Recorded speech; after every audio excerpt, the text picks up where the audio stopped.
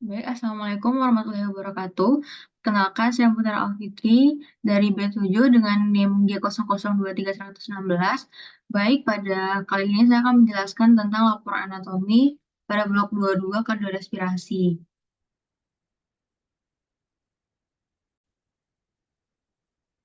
Baik, apa itu struktur faring? Jadi, faring itu sendiri merupakan sebuah saluran fibromuskular di mana dia itu akan menghubungkan dari kafum oris dan juga kafum nasi menuju ke faring dan juga esofagus. Nah, di mana faring ini kira-kira panjang itu sekitar 12 sampai 14 cm dan dia merupakan saluran bersama antara udara dan juga pernafasan. Nah, di faring itu ada tiga bagian, ada nasofaring, orofaring, dan laryngofaring. Nah, ini adalah nasofaring, orofaring, dan juga laryngofaring. Jadi mereka masing-masing ini punya struktur yang berbeda dan ada ciri-ciri yang berbeda juga. Nah, yang pertama adalah nasofaring. Nasofaring ini adalah bagian yang pink, di mana di nasofaring itu dia akan setinggi dengan VC1 sampai VC2. Nah, nasofaring ini dia terletak di posteriornya dari kafum nasi. Kan ini kafum nasi. Dia dibatasi oleh poana. Eh, ya, oleh poana. Kan kalau di kafum nasi kan di sini ada nares sama koana. Jadi dia di posterior dari kafum nasi dan dibatasi oleh poana. Tadi setinggi VC1 dan VC2 dia digunakan untuk respirasi. Nah, strukturnya itu apa aja yang penting di sini? Nih, yang pertama ada octai. Jadi ostium, pharyngeum, tuba, auditory. Jadi yang kayak kayak ostium gitu, di mana dia merupakan pintu masuk dari tuba eustachian. Nah, octai ini digunakan sebagai penghubung antara nasofaring dan juga dengan kavitas timpani di telinga. Nah, di superior dan juga di posterior dari octai itu ada penonjolan. Itu disebut dengan torus tubarius. Nah, kemudian di inferiornya itu juga ada penonjolan disebut dengan torus levatorius. Nah, ini. Nah, dari torus tubarius itu di posteriornya lagi ada yang namanya recessus pharyngeus. Nah, ini recessus pharyngeus. Nah, terkadang recessus pharyngeus itu di membrana mukosanya ada kelenjar yang ada terkadang di membrana mukosanya itu ada membrana mukosa, terkadang di recessus pharyngeus ini disebut dengan tonsilla tubarius. Nah, kemudian ada ini adalah tonsilla pharyngea. Di mana tonsilla pharyngea ini ketika dia mengalami pembesaran itu disebut dengan hipertrofi tiroid, hipertrofi adenoid. Maksudnya, jadi tonsilla pharyngea ini ketika dia mengalami pembesaran, dia akan disebut dengan hipertrofi adenoid. Jadi untuk nasofaring dia ada octae, kemudian di sini di superiornya ada torus tubarius, torus levatorius, kemudian dari posterior torus tubarius ada proses pharyngeus yang dimana tadi ada terkadang ada membrana mukosanya sehingga disebut dengan tonsilla tubarius, dan terakhir ada tonsilla pharyngea yang kalau mengalami pembesaran disebut dengan hipertrofi adenoid.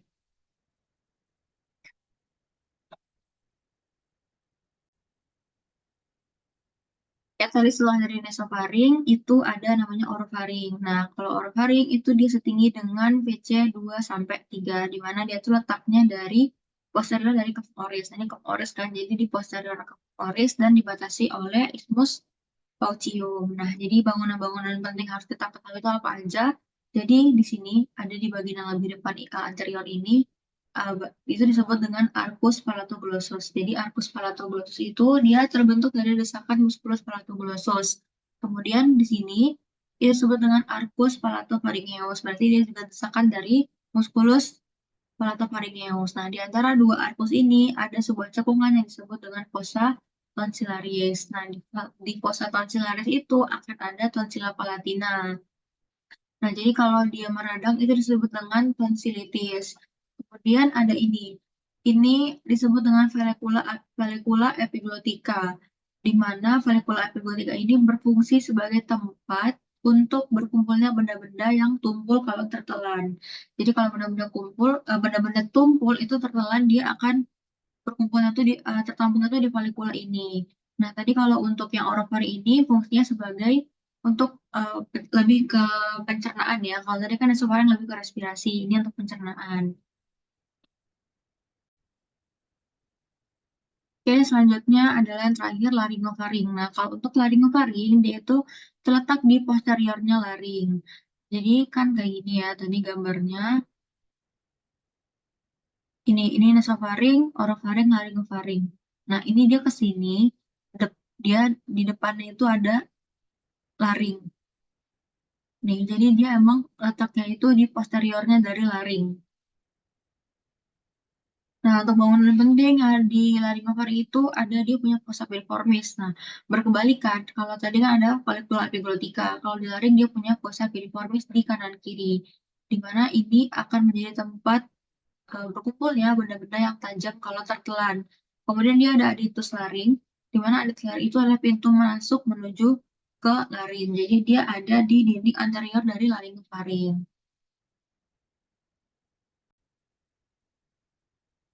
Selanjutnya, kita bakal bahas tentang struktur jantung, baik eksternal maupun internalnya. Nah, yang pertama dari segi jantung itu punya basis sama apeks ya. Jadi kalau untuk apeks jantung, dia itu malah akan apa arahnya tuh ke pinggang yang panggul kiri. Sedangkan basis dia itu akan ke bahu kanan. Nah, dia punya tiga fasies. Fasies anterior disebut dengan sternocostalis, fasies diafragmatica, dan palmalis dexter sinister. Nah, ini untuk gambarnya itu seperti ini. Nah, ini tadi ya. Jadi ini adalah apexnya, dan ini adalah aorta. Di sebelah sini disebut dengan basis yang tadi yang mengarah ke bahu kanan. Nah, untuk fasies-fasies tadi, jadi kan dia punya tiga fasies. Yang pertama ada fasies yang anterior atau sternocostalis. Nah, itu dibentuknya itu dari atrium dexter dan juga atrium ventriculus dexter. Jadi atrium dexter dan ventriculus dexter itu nanti akan membentuk fasies anterior atau sternocostalis dan dia akan dibatasi nanti di sini ada sulcus coronarius atau sulcus anterioventricularis. Nah, ini. Nanti juga akan terbentuk auricula dexter dari atrium ya. Atrium dexter akan terbentuk auricula. Nah, habis itu fasies diafragmatika. Kalau fasies diafragmatika itu terbentuk dari ventricle yang dexter dan juga sinister. Sehingga nanti mereka akan dibatasi oleh sulcus interventricularis posterior. Mana ya? Nah, ini sulcus interventricularis anterior atau yang sulcus interventricularis yang posterior. Nah, di mana ini akan kalau yang anterior tadi sulcus interventricularis anterior ini akan dilewati oleh arteri interventricularis yang anterior, sedangkan sulcus coronaris itu akan dilewati oleh arteri coronaria. Terakhir ada fasies yang pulmo. Itu dibentuk dari apa? Dari atrium dexter dan juga ventriculus sinister. Jadi nanti mereka akan membuat impresio di bagian pulmo baik dexter maupun sinister.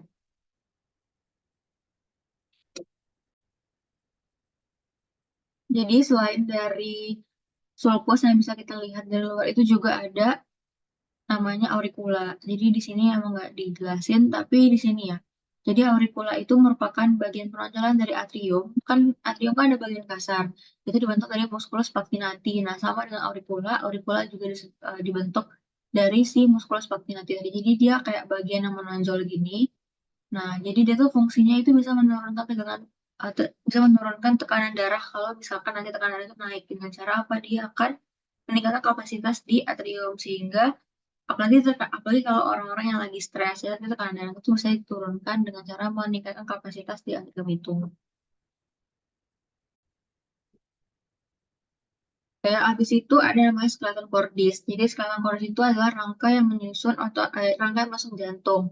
Di mana dia fungsinya itu sebenarnya adalah untuk sebagai perlekatan atau melekatnya miokardium, melekatnya puspis atau katup, dan juga dia sebagai isolator impuls antara atrium dan juga ventricle.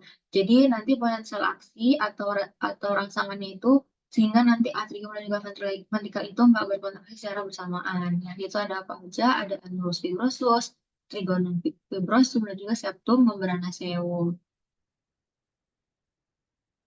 Nah, ini gambarnya. Jadi kalau untuk annulus fibrosus itu dia adalah cincin yang akan mengelilingi ostium-ostium. Jadi ada 4, 2, Dua yang pertama dia akan mengelilingi ostium anterioventrikular, berarti antara atrium dan juga ventricle. Nah, yang pertama di sini itu adalah annulus anterioventricular dextra, yang dimana berarti dia letaknya itu ada di katup di valva tricuspidalis. Nah, kemudian ada atrioventricularis yang sinistra, berarti dia ada di sekitar valva dari mitralis. Nah, kemudian satu lagi, kan baru dua. Terus satu adalah orifisium yang ada di aorta, disebut dengan annulus fibrosus valva aorta. Kemudian yang terakhir, dia ada di orifisium trunci pulmonalis, makanya disebut dengan annulus fibrosus valva trunci pulmonalis. Nah, yang menghubungkan antara si anul-anulus ini disebut dengan trigonum. Jadi trigonum itu ada dua, trigonum sinistrum yang trigonum fibrosum yang dextrum yang ini berarti dia menghubungkan si annulus fibrosum valva aorta dengan annulus atrioventricular yang dexter. Kemudian ada yang sinister. Kalau sinister berarti dia menghubungkan si annulus fibrosum valva aorta dengan annulus atrioventricular yang sinistra. Kemudian ada septum membranaceum.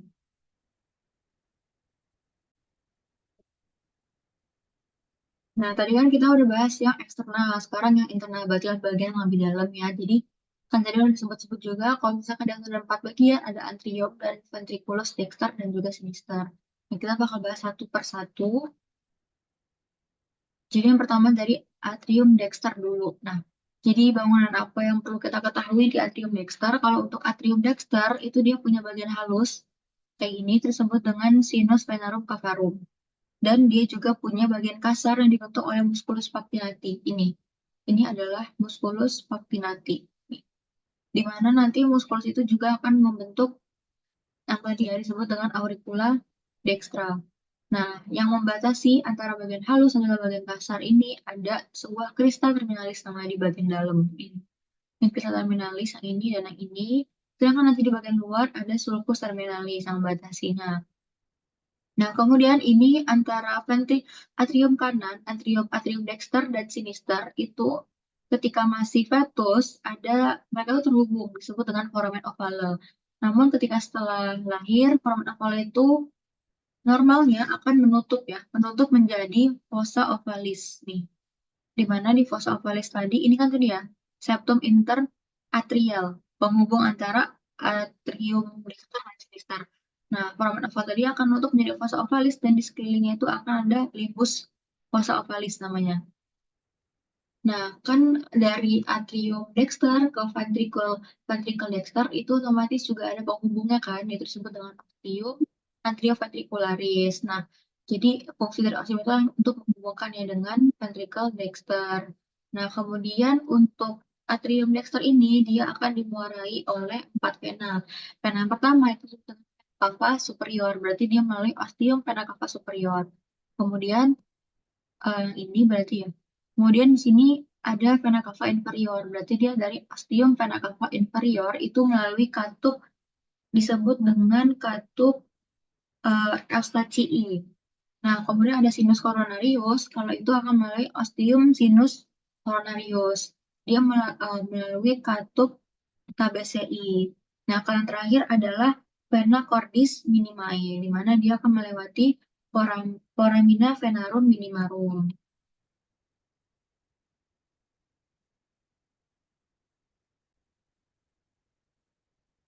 Selanjutnya adalah ventriculus dexter.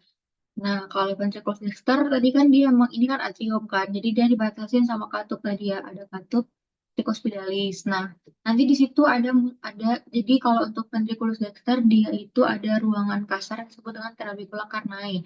Nah, trabecula carnae ini ada 3 macam. Yang pertama adalah si musculus papillaris ini. Jadi musculus papillaris itu ada yang anterior dan juga ada yang posterior. Nah, nanti di ujungnya itu dia akan ada kayak jari-jari gitu, serabut-serabut yang melekat ya, yang terhubung dengan si atau trikospit tadi disebut dengan chorda tendinae.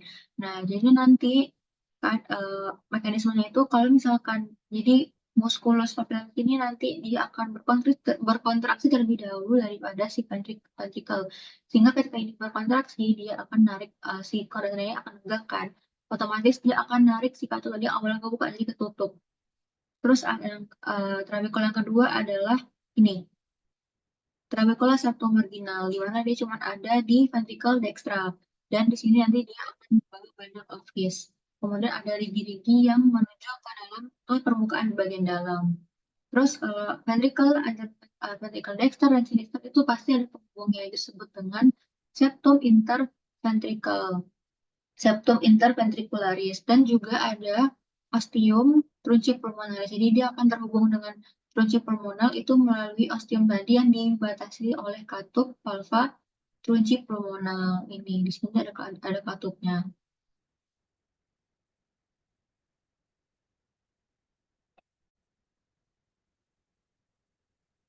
Nah, selanjutnya itu ada atrium sinister. Nah, kalau sinister, sebenarnya dia juga punya bangunan, ada bagian halus disebut dengan sinus venerum cavarum juga.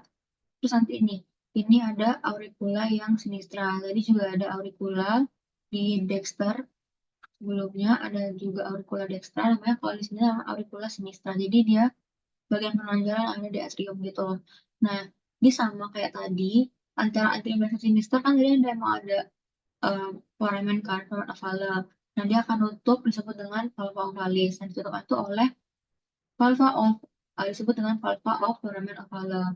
Nah, selain itu antara atrium sinister dan ventricle sinister itu otomatis ada penghubungnya kan, ada ostium ostium atrium ventricularis yang sinister dan dibatasi oleh katup mitralis namanya.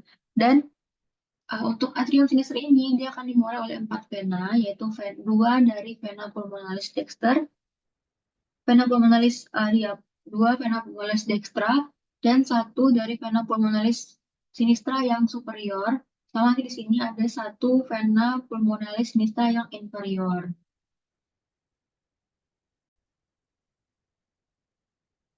Dan selanjutnya adalah yang terakhir ventriculus sinister, di mana dia sama ya, juga tadi ada katup antara atrium sinister dan ventricle sinister disebut dengan katup mitralis. Jadi nanti di situ juga sama ada musculus capillarisnya, juga ada chora tendinainya. Nah, nanti kalau ventriculus sinister ini dia adalah membentuk dari apex, dan myocardiumnya di bagian ini juga lebih tebal karena dia akan memompa darah ke seluruh tubuh. Nah, nanti itu dia ada bagian yang dekat sama aorta disebut dengan vestibulum aorta, dan juga ada ostium aorta. Berarti dia akan terhubung langsung dengan akan menghubungkan langsung dengan apa yang disebut dengan ostium aorta. Habis itu ada katup-katup. Nah, ini katup. Kalau katup jantung itu ada 4. Tadi yang udah disinggung-singgung juga. Kalau misalkan katup yang antara atrium dan sinister, atrium dan ventricle disebut dengan atrioventricular. Itu ada 2, ada yang dexter atau yang namanya itu tricuspidalis, sama yang sinister atau yang namanya mitralis. Jadi tadi kalau yang dexter itu yang tricuspidalis berarti antara atrium dexter dan ventricle dexter. Sedangkan yang mitralis berarti antara atrium dan ventricle yang sinister. Kemudian ada yang katup semiulnar, yaitu adalah yang katup alfa aorta, dan nah ini adalah katup yang tunci pulmonalis. Kita bakal bahas satu-satu. Jadi yang pertama ini adalah yang katup antrioventrikular. Ada tricuspidalis dan juga cavamitalis. Nah, yang pertama jadi tricuspid. Jadi dia ada ini ya, ada 3 bagian, ada yang anteriornya, posterior, dan ada septal. Nah, kalau yang mitral tadi juga ada 2 dia, tapi cuma ada anterior dan posteriornya. Dan mekanismenya itu gimana? Jadi katup itu tadi ini ya garis ini. Jadi intinya katup itu ada 2 keadaan.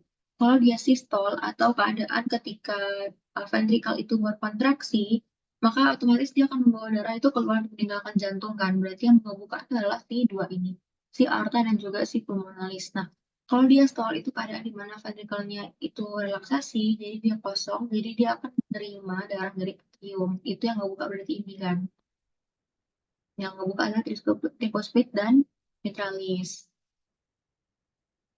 Jadi tadi kalau untuk 2 ini, untuk valva tricuspidalis dan juga mitralis itu kebukaannya ketika kapan? Yaitu ketika keadaannya sedang diastol atau lagi relaksasi ya. Jadi ketika keadaan itu relaksasi kan ventrikel kosong ya, berarti tekanan di ventrikel itu lebih rendah. Karena dia rendah, si cuspis tadi lemas. Akhirnya katup yang 2 ini akan bisa kebuka sehingga darah dari atrium akan masuk ke ventrikel. Nah, udah mulai nih kan darahnya masuk ke ventricle, ventricle udah mulai penuh. Jadi ketika ventricle-nya udah mulai penuh, itu nanti sebelum ventricle itu berkontraksi, ini udah kontraksi duluan, si muskulus udah berkontraksi duluan. Jadi dia udah kontraksi duluan sehingga menyebabkan si korda tendina ini akan menegang. Otomatis kalau dia negang, dia bakal bisa narik si katup itu awalnya tadi kebuka untuk jadi nutup lagi.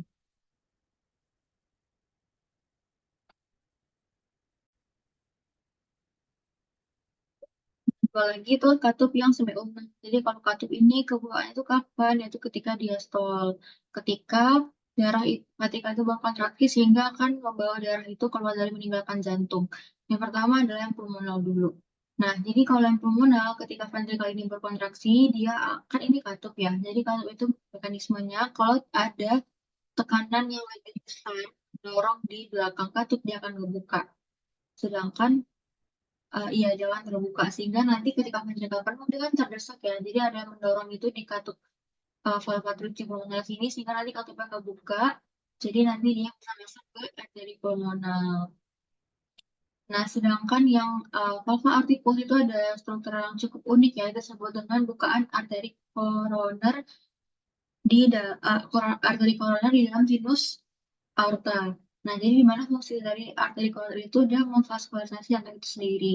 Nah, cuma untuk pengisian dari sinus aorta ini terjadi ketika di fase akhir dari sistol. Jadi kayak peralihan antara sistol, peralihan antara kayak udah di akhir-akhir kontraksi tapi juga belum mulai untuk relaksasi gitu intinya.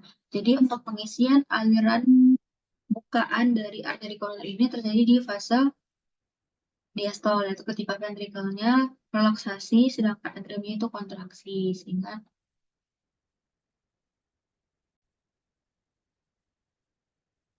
oke, selanjutnya kita bakal bahas tentang diafragma. Nah, jadi diafragma itu merupakan pembatas ya antara kavitas torakis dan juga kavitas abdomen, di mana dia ada dua bagiannya, terbagi dua, ada pars yang muscularis dan pars muscularis dan juga centrum tendineum. Oke, jadi ini ya tadi si diafragma tadi membataskan antara kavitas torakis dan juga abdomen. Nah, ini bagian lebih jelasnya. Yang pertama kita bakal bahas pars muscularis dulu. Di pars muscularis itu dia punya 4 pars lagi. Ada punya tiga pars. Yang pertama ada pars sternalis yang ini. Berarti dia dekat sternum ya, di mana dia punya suatu struktur yang disebut dengan trigonum sternocostalis larei. Jadi di sini akan dilewati oleh arteri vena epigastrika yang superior sama vasa limfatik. Dan ini tuh tempatnya tuh cukup rawan sering terjadi hernia diafragmatika. Kemudian ada pars costalis itu kayak kubah yang ini sama ini. Kemudian ada pars yang lumbalis. Nah, kalau pars yang lumbalis itu nanti dia akan terbentuk ligamen ini yang putih ini. Ligamen aquatum medial dan lateral medial akan menebal menjadi akan penebalan dari musculus psoas mayor, sedangkan yang lateral dari musculus quadratum luborum.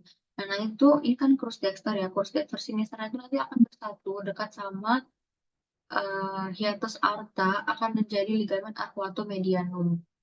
Nah, selain itu tuh dia juga punya struktur yang disebut dengan trigonum costale Buccialecki. Ini ya, tadi yang ligamen aquatum medianum tuh yang di sini nih. Dia emang dekat sama hiatus aorticus. Nah, selanjutnya kita masuk ke sentrum gendineum. Jadi ada apa-apa aja di sentrum gendineum. Sentrum gendineum itu yang pertama adalah vena cava morgagni. Jadi dia setinggi dengan VTH 8, dia hanya akan dilewati oleh apa aja, berarti oleh vena cava inferior, vasa limfatik, sama nervus radicus yang dexter. Kemudian ini ada hiatus esophagus, setinggi dengan VTH 10, berarti dia akan dilewati oleh esophagus, nervi vagi, ramus esophageal, arteri gastrika sinistra. Kemudian di sini ada hiatus articus yang setinggi dengan VTH 12, berarti dia dilewati oleh aorta, ductus thoracicus sama vena azygos dan hemiazygos. Kemudian yang tadi ada juga satu lagi adalah trigonum sternocostale tadi ya yang akan dilewati oleh arteri vena epigastrika yang superior dan vasa limfatik. Selanjutnya ada mediastinum. Nah, jadi kalau media sinema itu adalah sebuah ruangan yang ada di cavitas toraks. Jadi dia diambil dari mana batasnya ikan. Ini dari angulus dovici sampai ke diskus intervertebralis keempat atau kelima. Jadi dia ada dua, ada yang superior dan ada yang inferior. Jadi pembatas antara superior dan inferior itu adalah si ini, thoracic transversus plane. Transverse thoracic plane. Jadi yang pertama superior dulu ya. Kalau superior berarti dia dibatasi oleh ini dari apertura thoracika superior sampai ke transfer thoracic plane di mana isinya itu ada apa aja? Ada thymus, esophagus, ada trachea, ini ada algus aorta, kemudian dia ada vena cava superior, ada nervus vagus juga. Kemudian masuk ke yang inferior ini, berarti dia dari transfer thoracic plane sampai ke diafragma ini. Di mana dia kebagi tiga, ada anterior, posterior, anterior, media, dan posterior. Yang pertama dari anterior dulu, berarti dia ada di posterior dari sternum dan anteriornya dari perikardium. Jadi isinya itu cuma ada sisa dari timus, kemudian ada noduli limfatiki, lemak, sama jaringan ikat longgar. Kemudian yang media, kalau media berarti dia berada di antara pleura di antara cavitas pleura dextra sinistra. Jadi ada pajaknya, ada perikardium, ada cor, sama ada arteriae dan venae pulmonalis nantinya, sama ada nervus rhenicus. Kemudian yang ini yang terakhir adalah posterior, berarti dia ada di posterior dari perikardium. Jadi ada pajak, di sini masih ada esophagus, kemudian ada aorta thoracica dan ductus thoracicus. Tetap ada nervus vagus juga, tapi di sini kalau di bawah ada vena azygos dan hemiazygos. Oke, sekian untuk video kali ini. Maaf ada kesalahan. Assalamualaikum warahmatullahi wabarakatuh.